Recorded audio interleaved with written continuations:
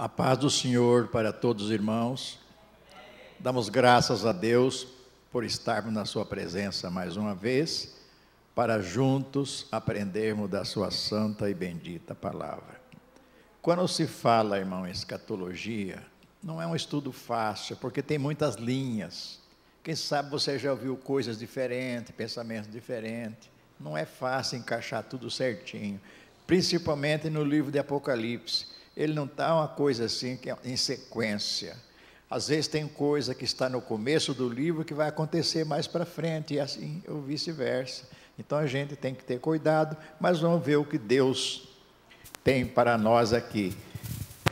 O pastor Anderson estava lendo os versículos para mim ali, então o pastor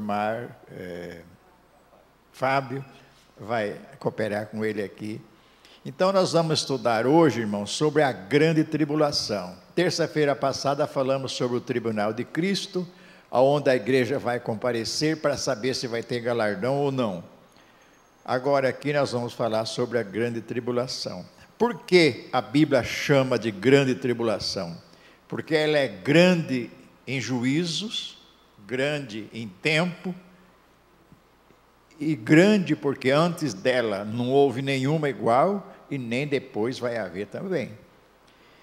Agora, é claro, talvez fique alguma coisa para trás, porque se for falar tudo sobre a grande tribulação, nós ficaríamos aqui muitos dias, meses, mas vamos dar uma pincelada para a gente chegar a uma conclusão melhor. A grande tribulação é chamada também de o dia do Senhor. Joel 2:31. Pode ler, irmão Fábio.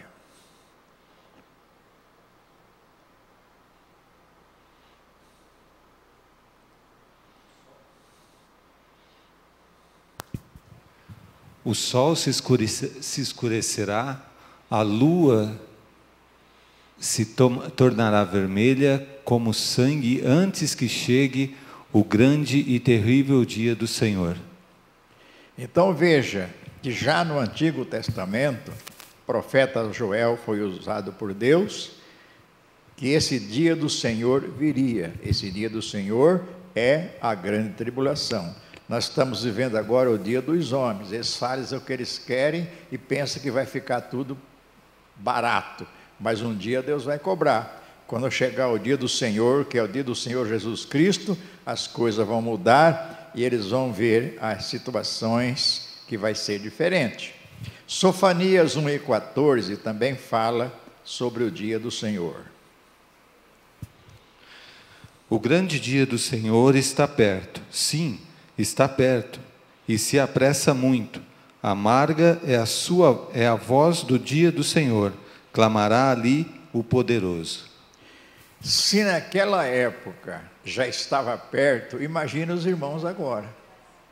Porque a Bíblia diz que um dia para o Senhor é como 1000 anos e 1000 anos como um dia. Às vezes a gente acha que está demorando, mas para Deus está pertinho.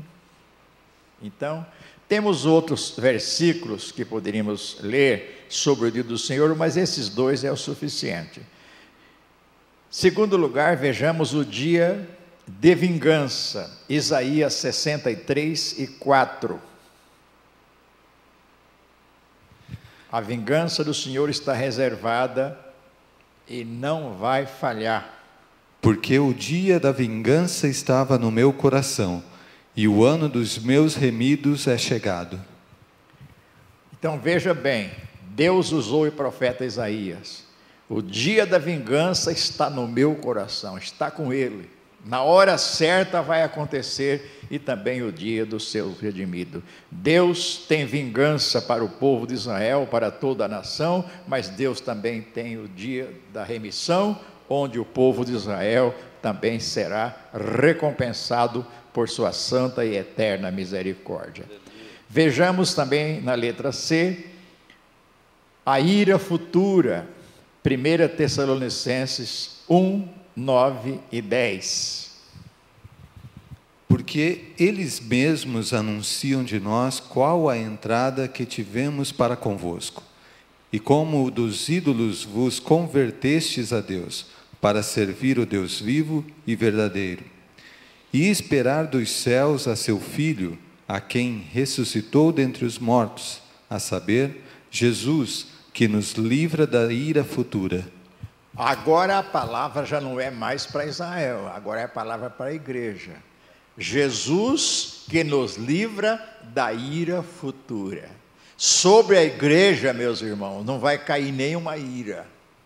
Porque nós aceitamos Jesus como Salvador, recebemos o Espírito Santo na nossa vida e temos promessa de vida eterna. Passamos por lutas, por dificuldades. Jesus Cristo disse: no mundo tereis aflição, mas esta ira, que é a grande tribulação, não cairá sobre a igreja. Jesus nos livra da ira futura. Isso quer dizer, Ele vai nos levar antes que a ira aconteça. Letra D. O dia da angústia das nações. Lucas 21, 25.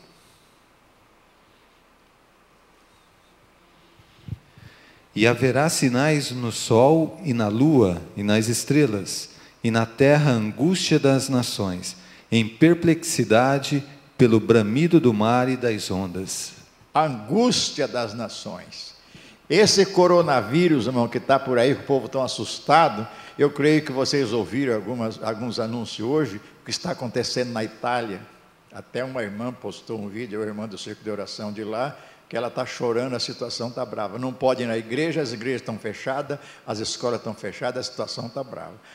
E as nações estão sofrendo. Mas isso, irmão, nem compara com o que vai acontecer durante a grande tribulação. A angústia das nações. É claro que a grande tribulação tem objetivo maior sobre Israel. Mas todas as nações sofrerão angústia, porque a grande tribulação abrangerá o mundo inteiro. Agora vejamos a angústia sobre Israel. Jeremias 14 e 8.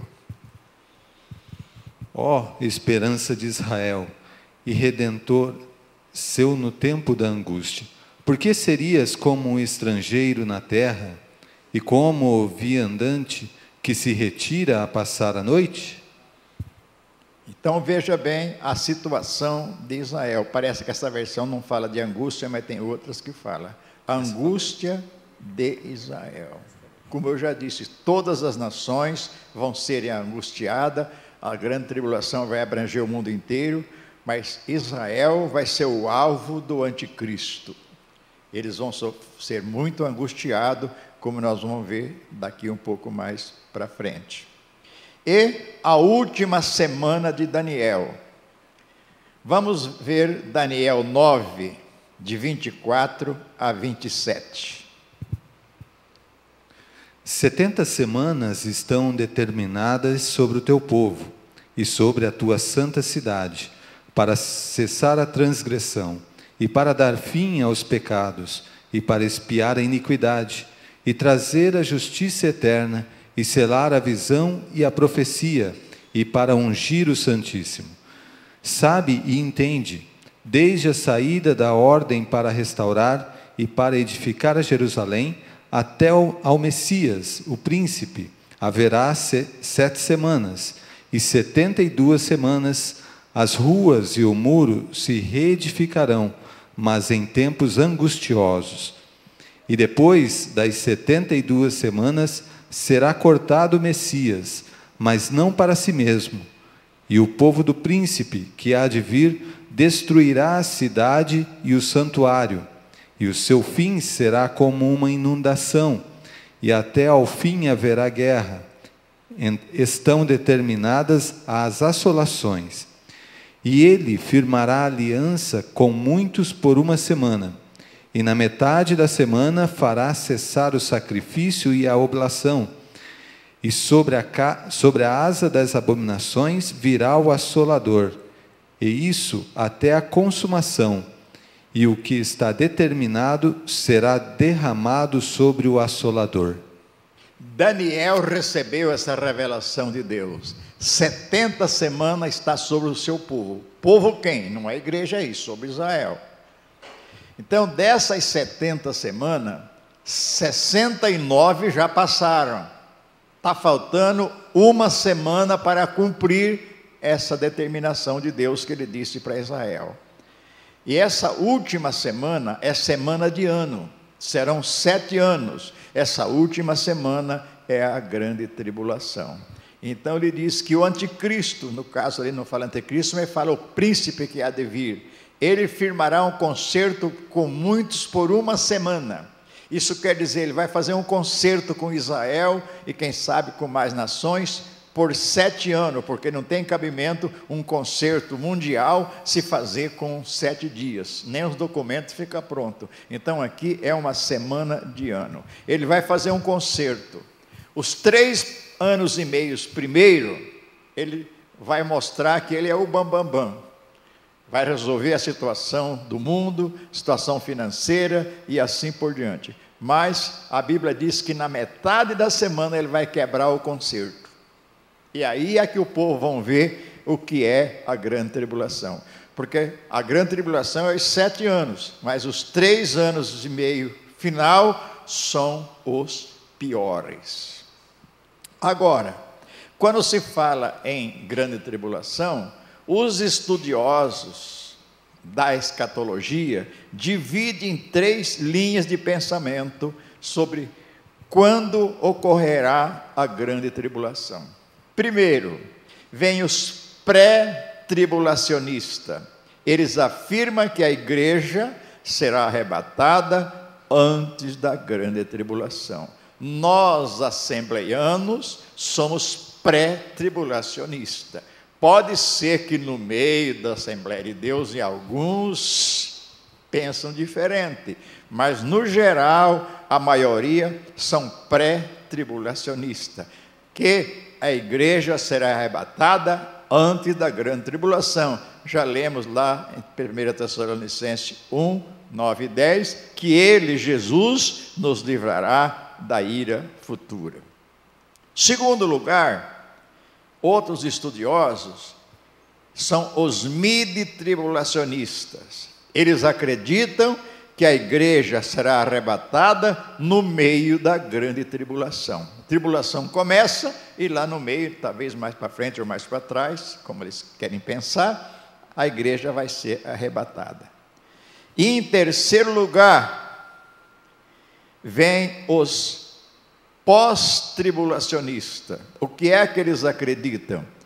Que Jesus voltará depois da grande tribulação. Porém, a maioria acredita no arrebatamento, que o arrebatamento será antes da grande tribulação.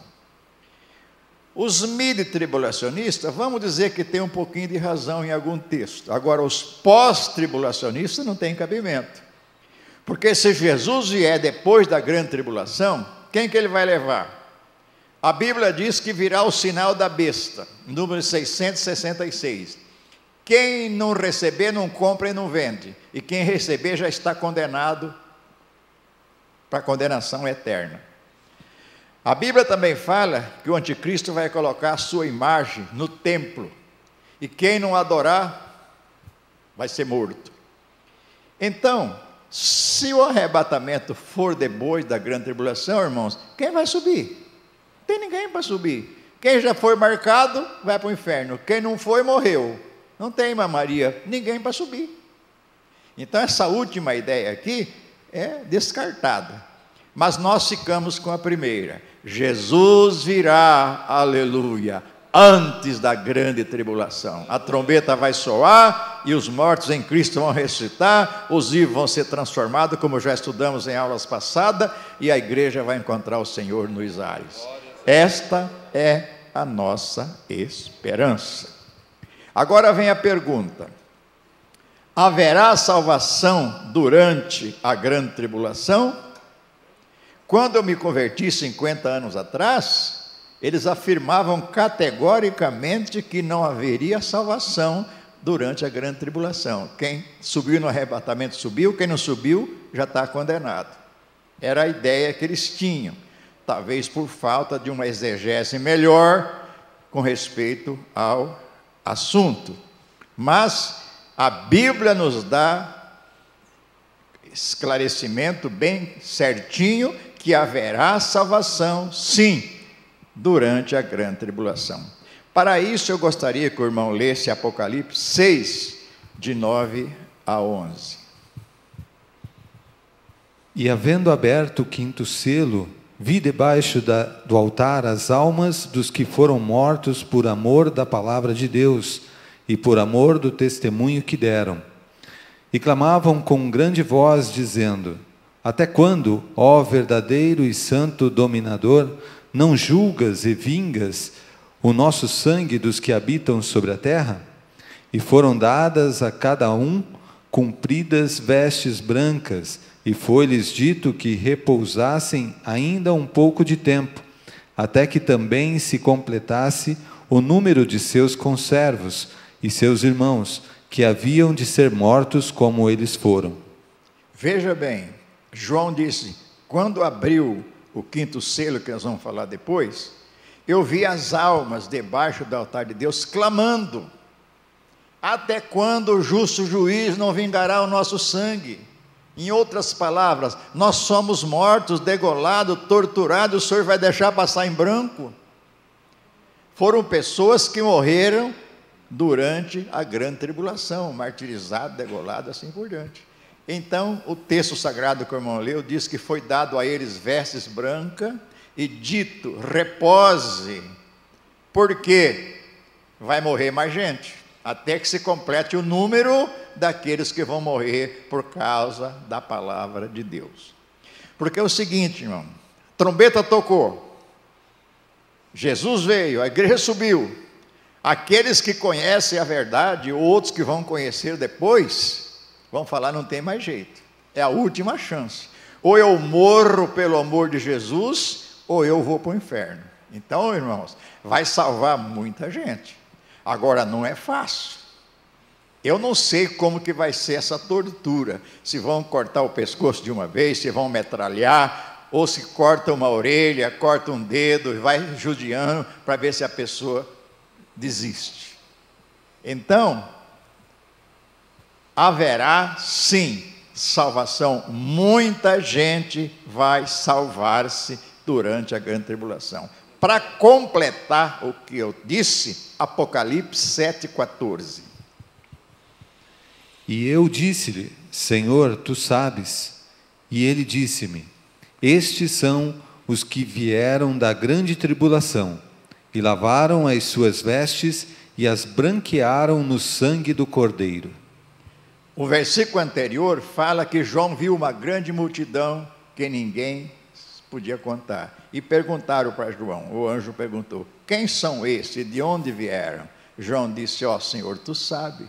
Aí o Senhor responde: esses são os que vieram, gostei dessa versão do irmão, vieram da grande tribulação. Tem Bíblia que fala de grande, mas aí não está bem correta. Vieram da grande tribulação, lavaram as suas vestiduras e branquearam no sangue do Cordeiro.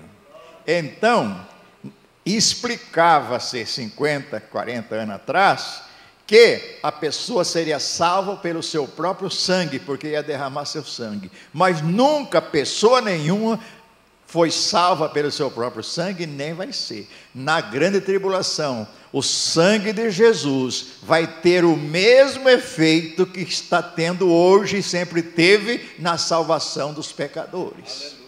Aqueles que não aceitar a marca da besta, não adorar, vão ser mortos e vão ser salvos pelo poder do sangue de Cristo. Então, sim, haverá salvação durante a grande tribulação. Nessa época, irmão, nesse tempo, o diabo descerá com grande ira. Apocalipse 12, de 7 a 12. Um pouquinho extenso aí, irmão, mas é bom ler. E houve batalha no céu.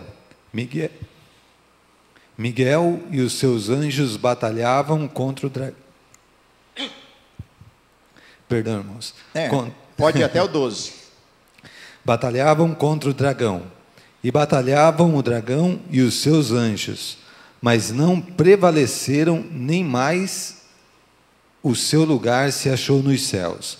E foi precipitado o grande dragão, a antiga serpente, chamada o Diabo, e Satanás, que engana todo o mundo. Ele foi precipitado na terra, e os seus anjos foram lançados com ele. E ouviu uma grande voz do céu, que dizia: agora é chegada a salvação, e a força, e o reino do nosso Deus, e o poder do seu Cristo, porque já o acusador de nossos irmãos é derrubado, o qual diante do nosso Deus os acusava de dia e de noite. E eles o venceram pelo sangue do Cordeiro e pela palavra do seu testemunho, e não amaram as suas vidas até a morte.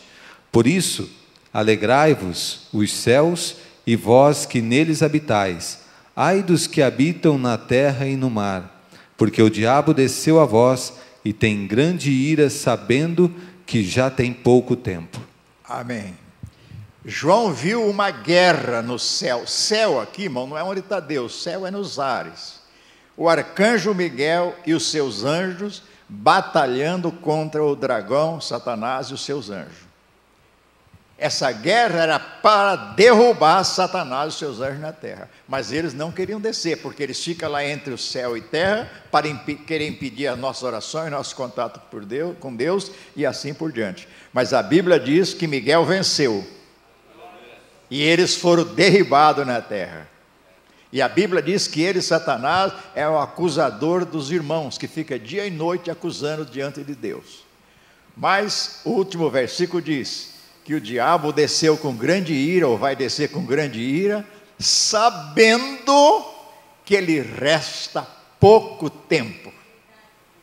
O Satanás conhece a Bíblia, irmão, melhor do que nós. Ele sabe tudo que está escrito a respeito dele. Então ele sabe que durante a grande tribulação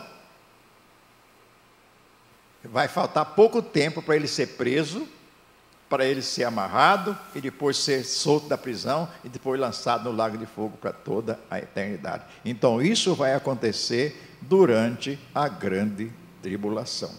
Agora, os que vão se salvar terão ajuda do Espírito Santo? É outro assunto polêmico. Mesmo dentro da Assembleia de Deus, tem pessoas que acreditam que o Espírito Santo não vai agir no período da grande tribulação. Ele vai subir com a igreja.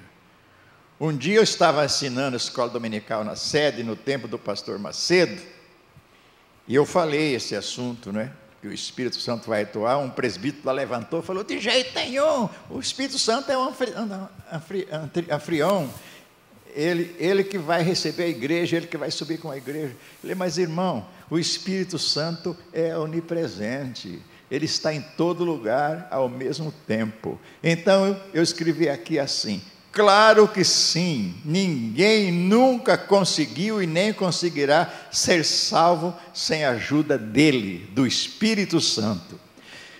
Nós somos salvos hoje, irmão, porque um dia o Espírito Santo nos convenceu que estávamos errados.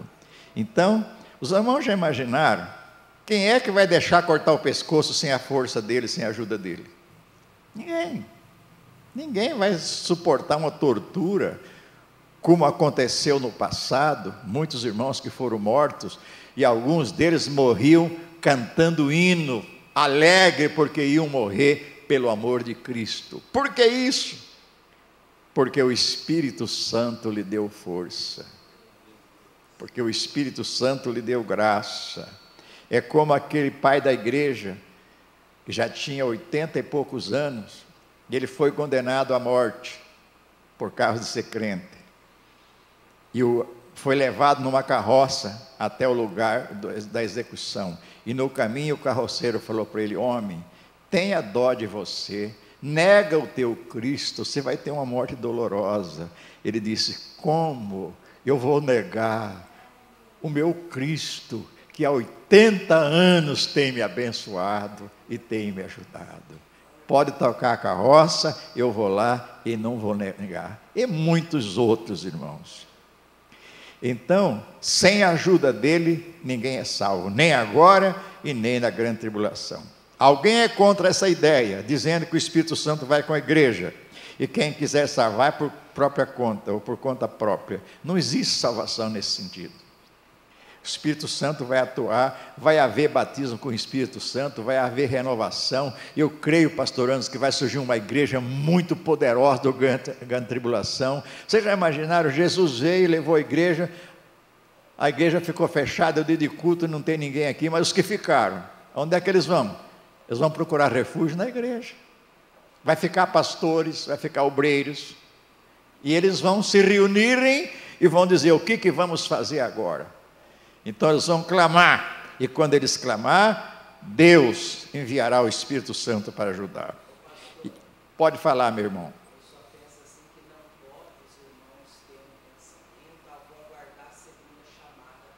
Não, nem pensar.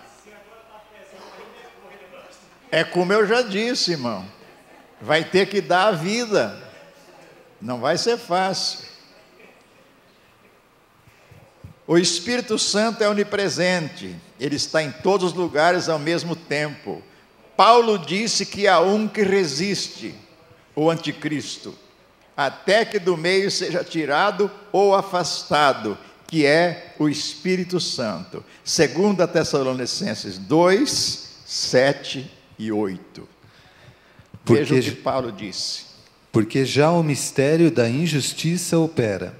Somente há um que agora resiste, até que do meio seja tirado.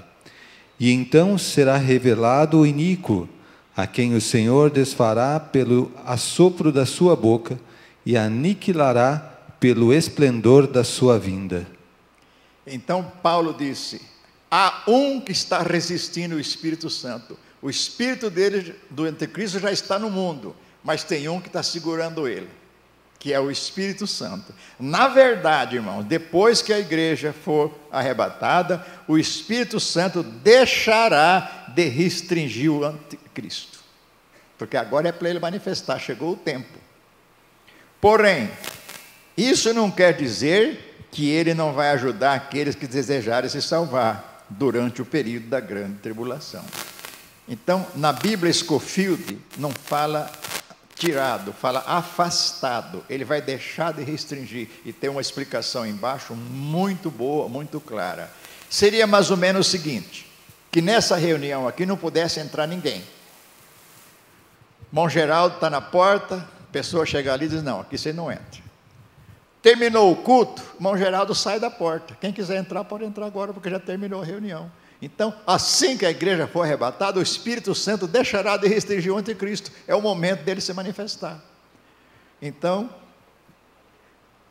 haverá salvação durante a grande tribulação. O Espírito Santo vai se manifestar, vai ajudar as pessoas, e quem quiser se salvar terá que implorar a misericórdia de Deus. Mas, como eu disse, pagará com a sua vida, não vai ser fácil. Durante o período chamado Grande Tribulação, a Grande Tribulação durará 7 anos. Contudo, os últimos 3 anos e meio será dificílimo, extremamente terrível. Apocalipse 11, de 3 a 12. Pode ler, meu irmão. E darei poder às minhas 2 testemunhas, e profetizarão por 1260 dias, vestidas de saco. Então estas são as 2 oliveiras e os 2 castiçais que estão diante do Deus da terra. E se alguém lhes quiser fazer mal, fogo sairá da sua boca e devorará os seus inimigos. E se alguém lhes quiser fazer mal, importa que assim seja morto. Estes têm poder para fechar o céu, para que não chova nos dias da sua profecia. E têm poder sobre as águas para convertê-las em sangue, e para ferir a terra com toda a sorte de pragas, todas quantas vezes quiserem. E quando acabarem o seu testemunho, a besta que sobe do abismo lhes fará guerra, e os vencerá e os matará. E jazeram os seus corpos mortos na praça da grande cidade, que espiritualmente se chama Sodoma e Egito, onde o Senhor também foi crucificado. E homens de vários povos e tribos e línguas e nações verão os seus corpos mortos por 3 dias e meio, e não permitirão que os seus corpos mortos sejam postos em sepulcros. E os que habitam na terra se regozijarão sobre eles, e se alegrarão e mandarão presentes uns aos outros, porquanto estes 2 profetas tinham atormentado os que habitam sobre a terra. E depois daqueles 3 dias e meio, o Espírito de vida, vindo de Deus, entrou neles, e puseram-se sobre os seus pés, e caiu grande temor sobre os que o viram. E ouviram uma grande voz do céu que lhes dizia: subi para aqui. E subiram ao céu em uma nuvem, e os seus inimigos os viram. Veja bem, irmão. Aqui no versículo 3 está dizendo: darei poder às minhas 2 testemunhas para profetizarem por 1260 dias vestidos de pano de saco. 1260 dias são 3 anos e meio. Então são os últimos 3 anos e meio que a grande tribulação será mais pesada. Agora, quem sabe você está pensando, quem serão essas 2 testemunhas? Existe educadores, pastor Anderson, que fala que é Enoque e Elias, porque eles não provaram a morte. Enoque foi trasladado pela fé e Elias também foi levado por Deus para não ver a morte. Agora, eu faço uma pergunta. Enoque viveu 65 anos e começou a andar com Deus. E andou com Deus 300 anos. A fé dele foi tão alta que Deus levou ele para o céu. Será que Deus vai fazer ele virar carne de novo aqui na terra para ser morto, irmão? Porque a besta vai matar as 2 testemunhas. Deus não é Deus de brincadeira, irmão. Se ele teve esse privilégio de ser arrebatado, jamais ele vai voltar aqui para morrer. Ah, mas a Bíblia está escrito em Hebreus 9, 27, que a todo homem está ordenado morrer uma vez. Sim, nós estamos nesse caminho. Mas os que vão ser arrebatados no dia do arrebatamento vão morrer? Então não dá para se basear nesse texto. Então, Elias também foi, não viu a morte. Agora Deus não vai fazer o Elias voltar aqui para morrer de novo, para virar carne para morrer. Deus não é Deus de brincadeira. E não tem nenhum texto bíblico que dá base para isso. Ah, mas é porque Elias fez cair fogo do céu e etc., como essas 2 testemunhas vão fazer. Isso foi na época dele, as 2 testemunhas. Mas então quem vai ser? Particularmente, eu penso, como outros também, que Deus levantará dentre o povo de Israel 2 testemunhas na época, para eles profetizarem durante esses 3 anos e meio. Sempre que Deus precisou de alguém, Ele não trouxe do céu, Ele levantou aqui na terra. E assim vai acontecer também. Nos últimos 3 anos e meio, essas 2 testemunhas, elas vão profetizar. E muitas pessoas que vão se salvar, vão acreditar no que elas estão profetizando. E eles vão dizer, inclusive um anjo também vai passar voando: não adore a besta e não aceite a sua marca, porque quem adorar ou quem aceitar a marca, já está condenado para a perdição. Então, nesses últimos 3 anos e meio, estará essas 2 testemunhas, e os grandes terrores vão acontecer, como nós vamos olhar agora daqui para frente. Como eu disse, às vezes tem coisa no Apocalipse que está escrito no começo do livro que vai ser mais para frente. Tem coisa que está escrito mais para frente que vai acontecer antes. Então é difícil a gente colocar certinho. Mas vamos dar uma olhada aqui na abertura dos 7 selos durante a grande tribulação. Pastor Valdemar, só uma colocação, né, nessa: quem será as 2 testemunhas? Também, igual o senhor colocou, e muito bem colocado, que Deus vai levantar alguém do meio do povo, né? O que a gente pode procurar entender um pouco também, que isso faz sentido até porque essas duas testemunhas vão pregar principalmente para os judeus, sim, não é verdade?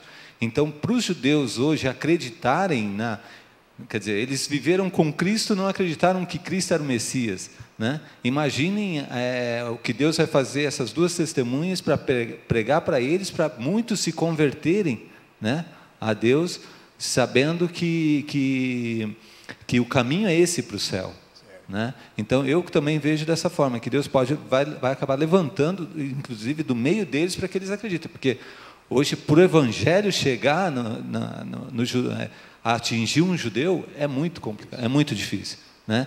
Se não for um deles pregando principalmente para eles e falando para eles quem é Cristo, quem é o Messias, um judeu convertido, eles não vêm, né? Muita boa colocação. Então, no livro de Apocalipse, capítulo 5, de 1 a 10, João viu um livro selado por dentro e por fora, que ninguém poderia desatar o livro, nem ler, nem olhar para ele.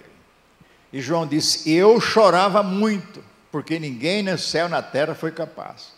Aí alguém chegou para ele dizendo: não chore, João, eis aí o Cordeiro de Deus, que morreu para vencer, ele abrirá os 7 selos. Só Jesus foi capaz de abrir.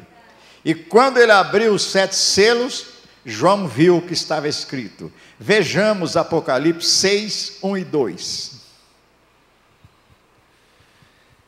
E, havendo o cordeiro aberto um dos selos, olhei e ouvi um dos 4 animais, que dizia como em voz de trovão: vem e vê.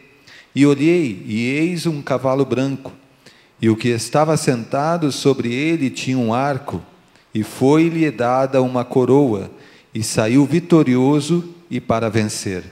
Um cavalo branco com um cavaleiro. Tem muita gente, irmãos, que confunde esse cavalo branco, esse cavaleiro aqui, como Jesus Cristo, mas não tem nada a ver. Lá em Apocalipse 19, Jesus vem num cavalo branco, lá é ele. Mas veja bem, saiu com arca e flecha, saiu vitorioso para vencer. O anticristo vem para vencer. É os primeiros 3 anos e meio da grande tribulação, que ele vem como um líder mundial. Quem sabe, como alguns dizem, o mundo vai ter uma moeda só, o país que está em dificuldade vai se levantar, vai equilibrar, e o povo vão dizer: esse era o homem que nós queríamos. Por isso que a Bíblia fala que quase o mundo inteiro vai se adorar e prostrar. Então, esse cavaleiro do capítulo 6 não é Jesus, é o anticristo, que vai pregar um período de falsa paz. Agora veja o que está escrito, 1 Tessalonicenses 5, de 1 a 3. O Espírito Santo já revelou a Paulo isso aí muito antes. Mas, irmãos, acerca dos tempos e das estações, não necessitais de que se vos escreva, porque vós mesmos sabeis muito bem que o dia do Senhor virá como ladrão de noite. Pois que, quando disserem a paz e segurança, então lhes sobrevirá repentina destruição, como as dores de parto àquela que está grávida, e de modo nenhum escaparão.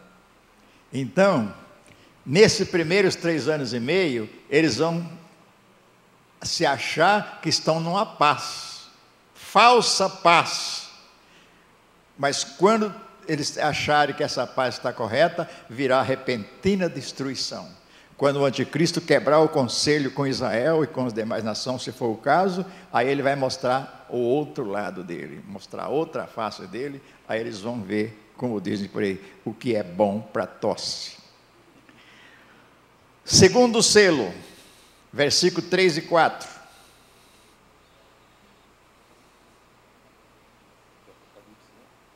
Apocalipse 6, 3 e 4.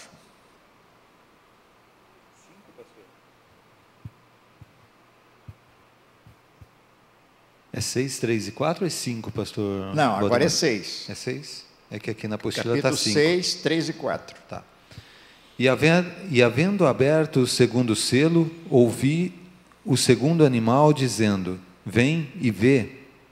E saiu outro cavalo, vermelho, e ao que estava sentado sobre ele foi dado que tirasse a paz da terra, e que se matassem uns aos outros, e foi-lhe dada uma grande espada. O cavalo vermelho fala de guerra, derramamento de sangue. Veja que o texto diz: foi permitido que se matasse uns aos outros. Vai ter guerras tremendas, provavelmente a terceira guerra mundial. Então, nesse período, o cavalo vermelho representa guerra. Vamos para o terceiro cavalo, Apocalipse 6, 5 a 6. E havendo aberto o terceiro selo, ouvi dizer ao terceiro animal: Vem e vê. E olhei, e eis um cavalo preto, e o que sobre ele estava sentado tinha uma balança na mão. E ouvi uma voz no meio dos 4 animais, que dizia: uma medida de trigo por 1 dinheiro, e 3 medidas de cevada por 1 dinheiro, e não danifiqueis o azeite e o vinho.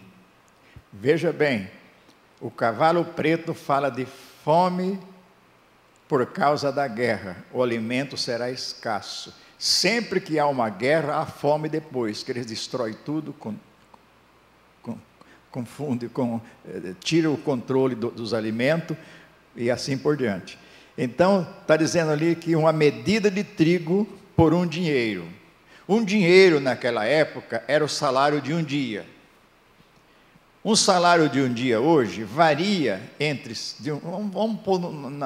os pedreiros, varia de 120 a 150 reais. 1 quilo de farinha, se fosse hoje, você ia pagar 120 reais. Você compra 1 quilo de farinha hoje por 2 e pouco, 3 reais.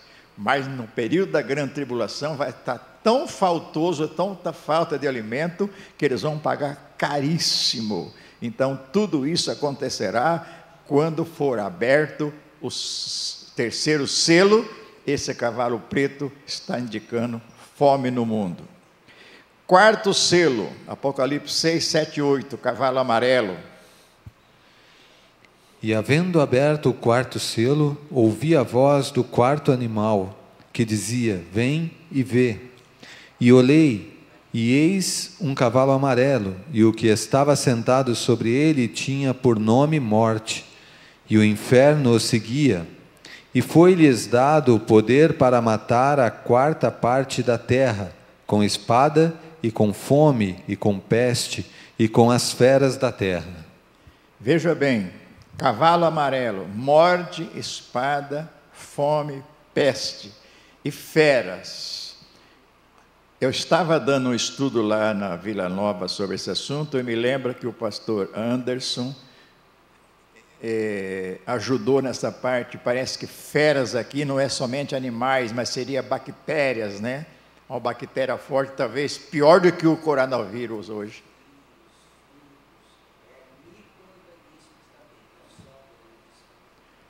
Então, vai ser um tempo difícil. Depois da fome, da falta de alimento, esse cavalo amarelo, que significa morte, espada, peste, fome e ferro. Lá no Japão, diz que morre gente até hoje por causa daquelas bombas que foi explodido lá. Imagina na época, com esse poder atômico que o mundo tem. O que é que vai acontecer, irmão? Quando eu leio isso aqui, irmão, dá uma vontade da gente gritar e dizer para o povo: gente, se converta, aceita Cristo. Eu fico triste, pastor Anderson, quando vejo pessoa que serviu a Deus 7, 8, 10 anos, daqui a pouco está encostado. Meu Deus do céu, vai perder uma oportunidade de ser salvo para enfrentar uma dificuldade dessa. Essa igreja devia estar lotada hoje, irmão, para ouvir essas verdades, que tem gente que nunca ouviram isso, não tem condição de estudar. Agora, no 5º selo, fala aquilo que nós já lemos: o clamor das almas dos judeus e dos gentios que se converteram durante a grande tribulação e morreram. Já comentamos este caso, não precisa comentar, que eles clamavam, né, até quando não vai vingar o nosso sangue. O 6º selo, Apocalipse 6, de 12 a 17. E havendo aberto o sexto selo, olhei e eis que houve um grande tremor de terra. E o sol tornou-se negro como saco de cilício, e a lua tornou-se como sangue. E as estrelas do céu caíram sobre a terra, como quando a figueira lança de si os seus figos verdes, abalada por um vento forte. E o céu retirou-se como um livro que se enrola, e todos os montes e ilhas foram removidos dos seus lugares. E os reis da terra, e os grandes, e os ricos, e os tribunos, e os poderosos, e todo o servo e todo o livre, se esconderam nas cavernas e nas rochas das montanhas. E diziam aos montes e aos rochedos: cai sobre nós, e escondei-nos do rosto daquele que está assentado sobre o trono e da ira do Cordeiro, porque é vindo o grande dia da sua ira, e quem poderá subsistir? Então veja bem, irmãos, na abertura do sexto selo, haverá um grande terremoto na terra, sacudir. O céu retirará como um livro, e os montes e ilhas serão removidos. Você já parou para pensar, irmão, a situação do mundo naquela época? Eles vão se esconder em caverna, em rocha, e vão dizer: caia sobre nós, esconde-nos do rosto daquele do Todo-Poderoso, que é o Cristo que virá com a sua igreja glorificada. Por isso que eu disse, irmão, tem coisas que está no começo, que vai ter que explicar melhor lá no fim. Então, na abertura do sexto selo, haverá essas coisas, tudo que o irmão leu aí. Sétimo selo, Apocalipse 8, de 1 a 6. E havendo aberto o sétimo selo, fez-se silêncio no céu, quase por meia hora.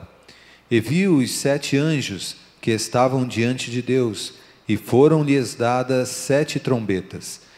E veio outro anjo e pôs-se junto ao altar, tendo um incensário de ouro.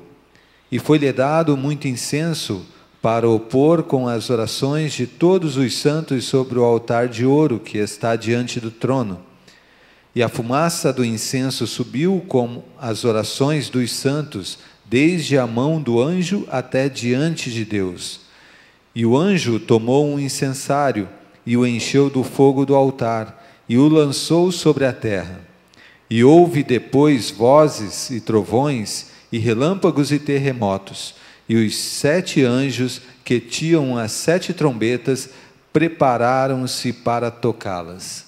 Então veja bem, irmão, no sétimo selo, silêncio no céu por quase meia hora.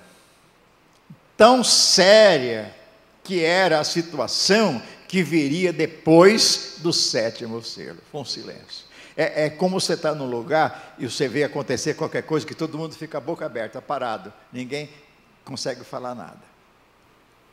Então,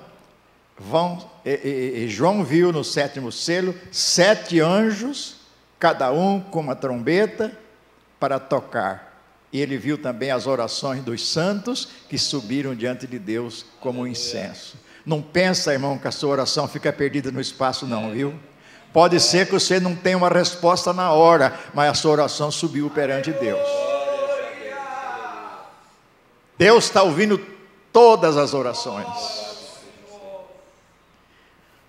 Então, os anjos estavam preparados, 7 anjos preparados, com 7 trombetas para tocar. Já é 9h25, eu vou parar por aqui. Na terça-feira que vem falaremos sobre as 7 trombetas e as 7 taças, para terminarmos com respeito à grande tribulação, e depois daremos sequência. Obrigado pela vossa atenção, e vamos ficar firmes, irmão. Jesus pode voltar logo, logo.